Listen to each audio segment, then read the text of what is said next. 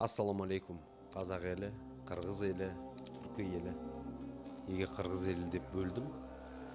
Міне Абдрахманов, Жусуп Абдрахманович деген кісі туралы, түркі әлемінің арыстаны, сол кісі туралы бірталай оқып шықтым.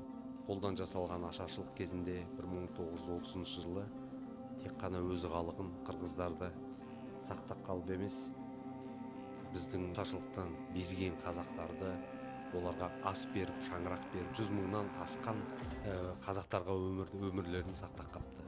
Түркілерге деген махаббаты сонда да ол кісіні өлімге алып келді. Ол кісіні совет үкіметіне қарсы шықты деп қамап, біздің Рысқұлов ағамызбен бірге ату жазасына бұйырыпты.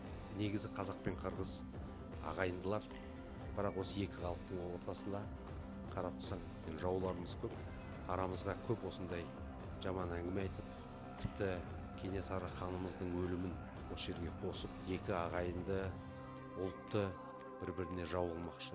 Бірақ біз ондайға берілмейміз. Қырғыздар да, қазақтар да біледі, кім кім екен, кім кімге бауырлас екен.